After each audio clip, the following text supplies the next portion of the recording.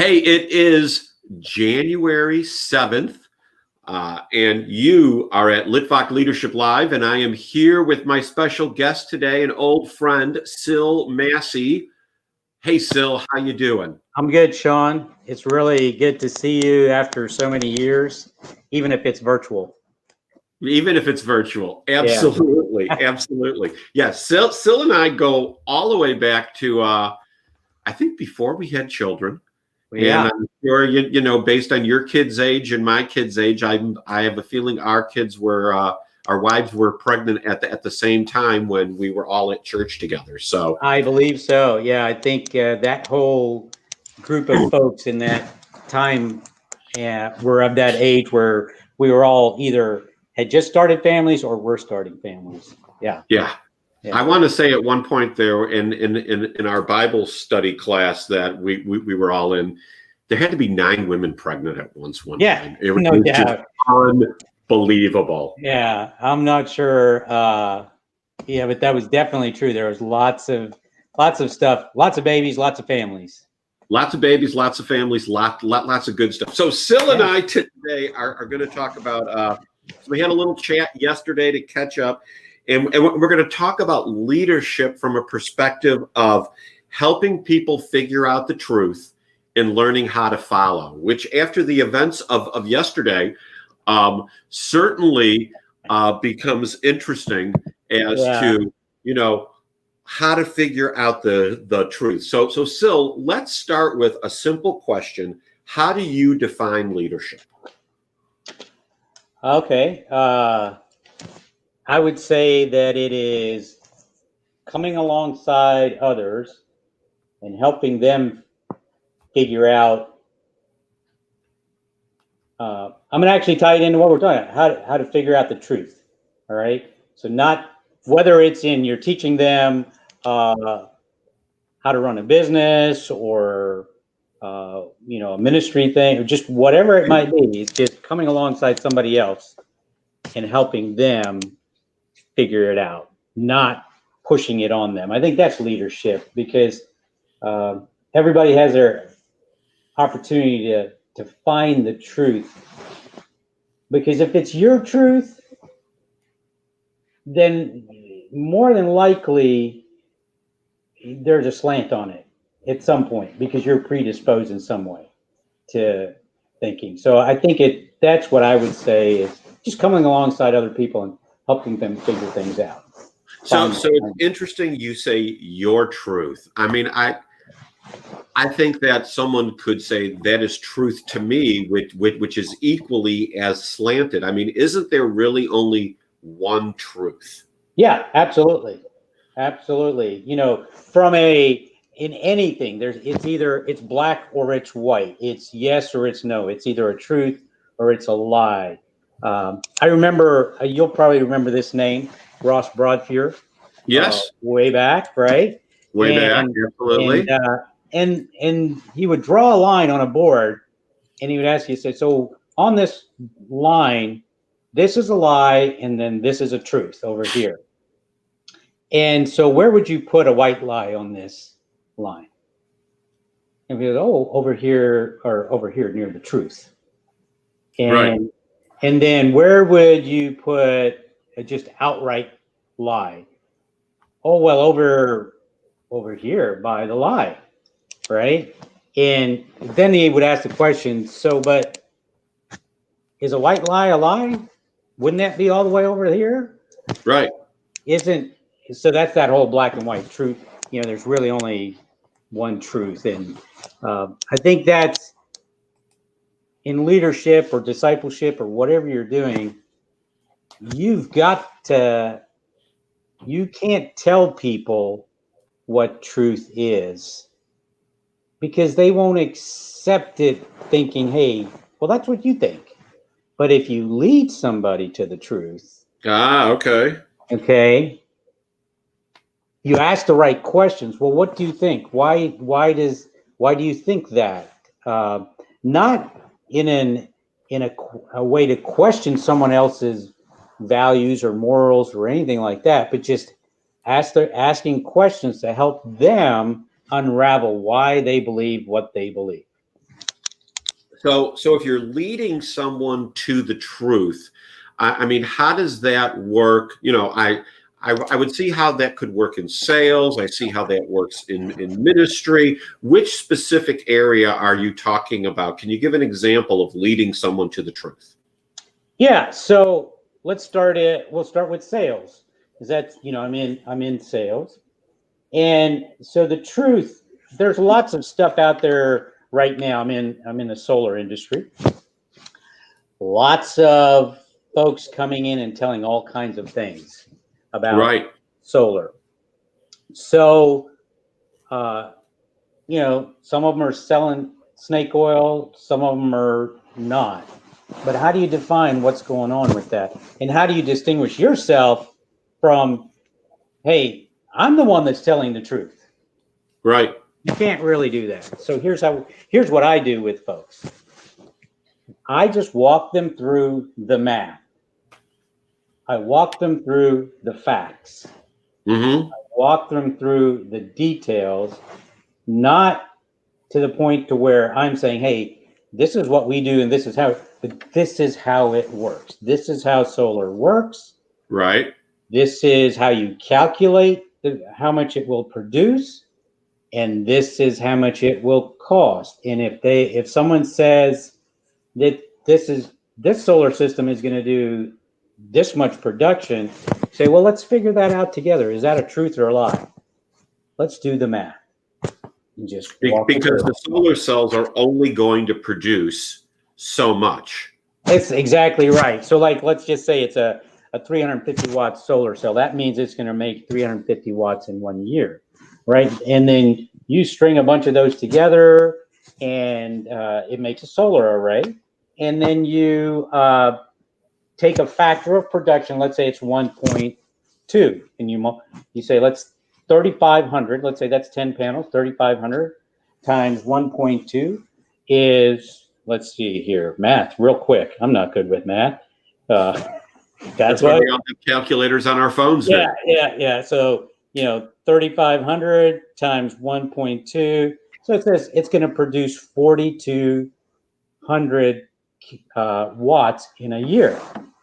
And then so that's what I walk people through. And I say, and that's in a perfect condition. That's on the equator, getting sun all the time.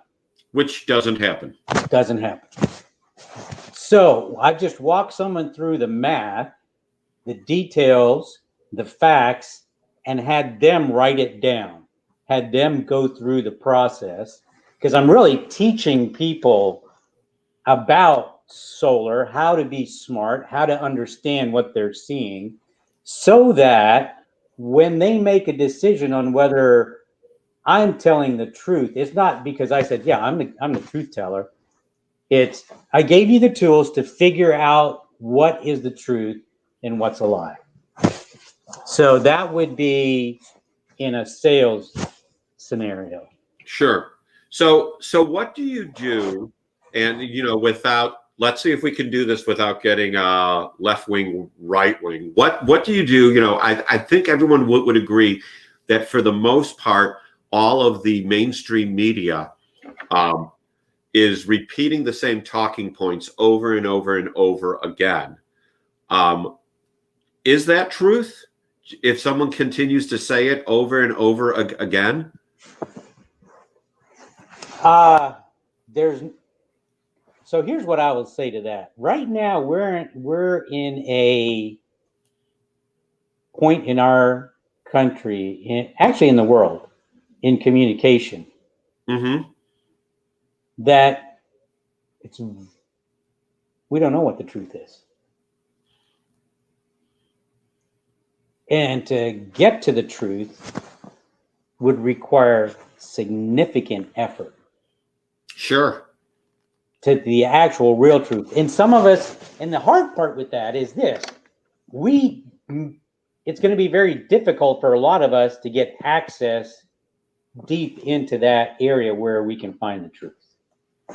Well, and it's like you and I were talking about social media before when we started live streaming, and how social media is an echo chamber because we friend with our friends, we like what we like, and whether that's on Twitter, Instagram, Facebook, maybe LinkedIn, we have created echo chambers that say back to us what we put out there. So it is difficult to know what is true. I mean, when I look at Twitter, I am thoughtful about what I retweet, because people will say all kinds of things, but I check the source documents first. Yeah. Because it's very easy to get sucked in and start repeating things that aren't true. Exactly. Yeah. I think if you can get access to that information where it's real, you can see the truth. And that's kind of, if you can get the tools to help you find the truth in all of that. So whether it was source documents or transcripts or the original video or whatever, those are things that you can use to walk through the details and determine what the facts are. I think yeah. So how do we find the truth now? With we have access to more information than ever before. Yeah. With all this technology, how do we know who is actually telling the truth without, pulling in the wrong information? Because as leaders, the moment, what you've said can be debunked, you lose that respect from people. Mm-hmm. and the vision of leadership that people have for you is taken down a notch. How do you do that? How do I do? How do you ensure what you're talking about, repeating, bringing to people, even in your industry, is exactly right? Yeah. So there's some areas where I can't be sure. All right. Okay. With regards to things that are going on in the world, in areas that I'm not an expert in. Certainly politics, I'm not an expert in. But when it comes to solar, in the industry that I'm focusing in, I tend to, whatever I'm doing at the time, I'm all in and I'm digging in and figuring out all the details. So right now, I'm very single-minded about what I'm learning and focusing on. And so I get into the details of the technology, of the panels, of the systems, and I really try to understand what's really going on with this stuff. Because at the end of the day, when I'm communicating with folks and I'm coming alongside them, mm-hmm. not selling them, because I'm not there to sell them a solar system. I'm coming alongside them to help them figure out, does this make sense for you? Right. In your situation? And so the only way that I can do that is to not know what my competition is doing or what they're selling or what they're saying. The only thing that I can do is say, okay, this is how solar works. Let's just break it down to the facts, the simple information that's there, and do the math and walk people through. I'm coming alongside them and helping them find that truth. So for me, the way that I ensure that I am telling the truth is I stick to the facts of what I know. Now, problem with that. What if I get a spec sheet or a data sheet, and there's mm-hmm. a solar company that has created all kinds of stuff that says we're the best and this and that and I've done my due diligence to make sure that, oh yeah, these guys are legit. So I've now began to say, okay, I can stand by these guys. This is legit. And I begin to share that with other people and information. But somewhere down the line, something happens. Oh no. Right. They were lying. They're not legit. This is crap. Sorry, can I say crap? Sorry. I think you can. Okay. Yeah. Yeah. We don't have the FTC, Okay, that's good. That's good. Yeah. So now I have a responsibility as a leader to go back to that customer and say, you know what I told you about that being really good stuff? It's not. And in And they fact, just installed it on their roof. and yes, and we've already installed it on your roof. And here's what I like about our company is our leadership always does the right thing. So if a system isn't producing what we said it would, we make up the difference. If Oh, that's good.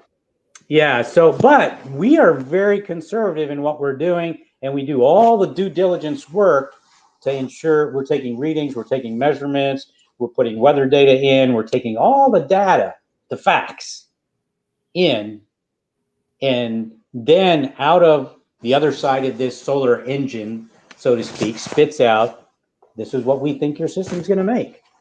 Now, the hard part with that, Sean, is this: is that if I was on board with a company and all of a sudden I've had to do a 180. I thought this was true, but now I find out it's a lie. So what do I have to do? I have to turn 180 degrees away from that, Right. and focus on what the truth is. But I really don't know. And the only truth that I know is right now is those guys were telling a lie.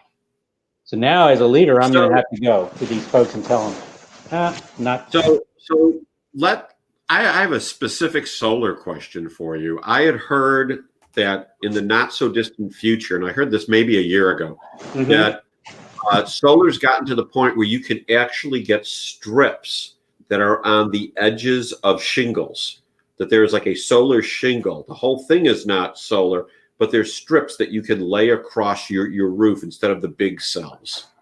Haven't seen that. You haven't seen them? Okay. Haven't seen that at any of the trade shows. So, of course, the last one was a year and a half ago, before COVID and all. Right.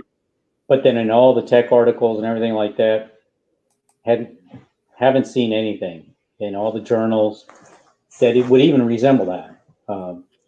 Interesting. Okay. Yeah. Now, So here's a that doesn't mean it doesn't exist. Sure. I just don't know about it. So I have a friend who lives in Wisconsin, and he always posts on Facebook how much money the electric company owes him because his solar, he has not paid an electric bill in years and years and years. But he said the ROI for him was going to be 25 years. Is that right? It can be anywhere from 5 years all the way up to 25 years, and that depends on what the cost of electricity is in a particular region, how big of a system that you put on your house, how much that offset your existing utility bill, electric bill, and then if you had batteries for that. So the ROI really catches that I spend X amount of dollars and I expect to recover a certain return on that investment. Typical ROI in Ohio, Kentucky is about 12 years. Okay. Now, if I add batteries to that system, it's going to jump to about 15. Don't you have to add batteries though for the power to be stored somewhere? No, you don't. See, and that's all you have. So that just depends on where you're living, the utility allows what's called net metering. And that is in Ohio and in Kentucky, there's legislation that says when you put excess electricity back on the grid, you get a credit for that electricity. In Kentucky, it's a 1-to-1 credit of kilowatts. So you don't get a monetary credit, but think of it as an electric piggy bank. When you put it on the grid, you're storing that there, and it's virtual. It's not like it's coming and going, but they're keeping account of it, and you're getting a meter that rolls forward when you're pulling electricity from the grid, and rolls backwards when you're pushing it to the grid. And so the net of that is what you're going to pay. So if you're in a credit situation, you're not going to pay anything. So that's what net metering is. So as long as it's sunny every day, you should always end up in a credit situation, because then when the sun goes down, you're starting to pull it off the grid. Now that depends. If when it's sunny, what are you doing in your home during that real sunny day? Are you consuming more than you're producing? Got it. Or are you consuming less than you're producing? So it all depends on everybody's individual consumption too. And so that's where things start to get really, that's why you have to personalize a system for someone to go and have those questions. Well, what are you looking to do? Are you looking to offset 100%, 80%, 90%? What are you trying to do? And then we take into all of that. Well, that's going to take X amount of panels to be able to eliminate your electric bill. But let's be clear, what that means is over the course of a year, your bill equates to being zero. So do electric companies like all these solar companies out there? No, we're taking money out of their pocket. Actually, people are taking money out of the utilities companies' pocket because now they're not buying as much. But isn't it taking I understand that, but isn't it taking some of the demand off them and actually making their job easier during high usage times? So that's an interesting question. And so there's what's called peak times. If you're producing energy during a peak usage time and you're not using it and you're pushing it to the grid, then great. That's good for the grid. But typically, when it's peak usage, everybody's during that using at that same time. Now, what happens with utilities is that during peak usage, they're going to fire up what's called peaking generators. Okay. To meet that demand. But it's just it's bumping up at a certain time. It's not consistent usage all the time. And, if you had a diagram, you would see how your usage, everybody has a different electric usage fingerprint. So, but the utilities, as well as they're waiting for storage costs to come down. So are homeowners, because now as you store that electricity in these batteries, you're not going out to the grid when you're peaking. You're going to the battery. Right. Same thing for the grid. The grid is storing all this energy in these batteries, and instead of firing up a generator, they've already got this energy that's just waiting there that they can just go, okay, flip the switch, give it to everybody that needs it. And so that we're not quite there yet, infrastructure wise, to be able to do that. But that's where we're going to go. But I right now, utilities really aren't interested in paying you a monetary value or giving you credit for the value of whatever electricity you put on. In fact, legislation had to be put in place Okay. to make utilities do that. And that's the net metering. Oh, really? Yes. That is amazing. So let me ask you, where do you go for inspirational leadership? The number one place is really the Bible. Say that again. I said the number one place is the Bible. Right. Because, there's so many leaders there, so many life situations, decisions that had to be made. And, I can put myself in a lot of those situations, go, okay, wow. I don't know if I would be strong enough to make that decision, but at least what I've understood is that's how real leadership works, servant leadership works. And that, that would be one place. Then, different books, podcasts. I used to be a consumer, I would focus tons and tons of time on trying to learn how to be a leader. Okay.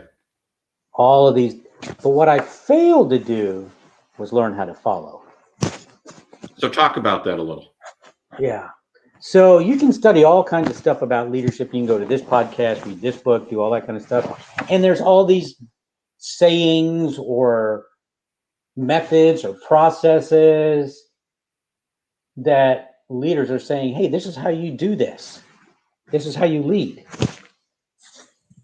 But if you've never been a follower, you don't know what it's like to follow.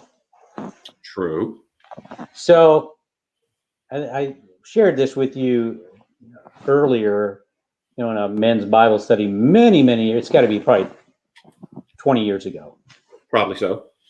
Bob Russell said this, talking about Moses leading people out of the desert. He was talking about leadership. And he says that as Moses was leading these folks, he took this analogy of Moses far ahead of these folks up front, leading them into the promised land, but they're going through deserts and all kinds of stuff and craziness, right? But he said a leader stays far enough ahead to see the path forward, but not so far ahead that those following can't see him or her. So I was stuck on, okay, I got to be the guy up there looking and doing this and seeing what's ahead and leading these people that can't see. They're blind, and so I gotta get up here and I gotta lead, and that's where we're going. But I never went back there and go, hey, so what do you think? What's going on? How are you feeling about where we're going? What? Oh, wow. Yeah. Wait. So let me walk with you guys for a while. Oh, man, this is hard. Who is that dude over there? And why is he telling us to do all these things? Doesn't make sense. Right. I don't get it. Who is this guy? And the grumbling and all these other kinds of things are going on, in the back, because they don't know what's happening. They don't understand the vision. They don't understand any of that stuff. But a lot of that has to do with the fact that the leader never came back and spent time with the followers. So that got me on to trying to understand, well, what does it mean to follow? Well, I've got to listen. I've got to obey. I've got to, I need to be able to ask questions, but I can't be, what's the word that I'm belligerent? Mm-hmm. I can't be oh gosh, I can't think of the word. Somebody that goes against a leader, and I can't be gossiping about it because, again, I don't know. I haven't had a conversation with this leader. I don't know what's going on, and so that kind of goes back to just trying to understand. Following is just as important as leading, because if you've never followed, you really can't lead. No. And following takes a lot of discipline. I was in the military, and in the military, hey, you don't question leadership, you follow. But now what they've done, though, is they've trained you to do your job. They've trained you to react to situations instinctively. Yes. It is automatic. It's muscle memory. They've spent the time with you to equip you so that in a situation, you can respond accordingly. Now, that's a whole different kind of following and leading. Well, it's training.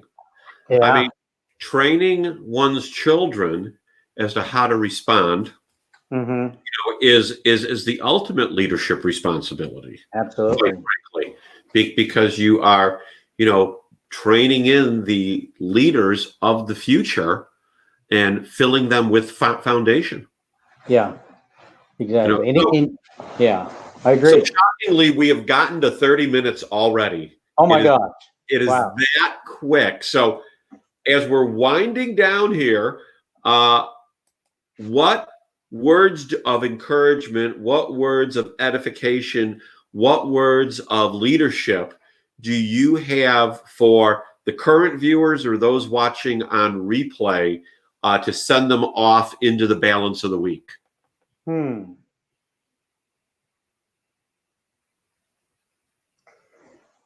Something that I would say, and this is something that I learned when I was leading in a ministry role and had lots and lots of volunteers. And my job and our job as leaders, and particularly the verbiage that I would use in a ministry sense would be serve those that are serving. Okay. But that goes across everything. Serve those that are working.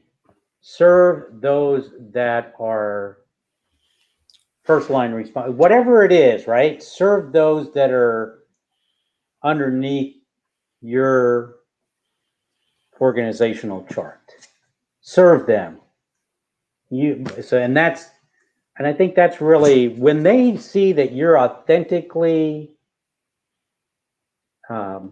interested in them and serving them and looking out for their best interest, they're going to do all kinds of stuff that they probably wouldn't do if they didn't think that you were interested in serving them.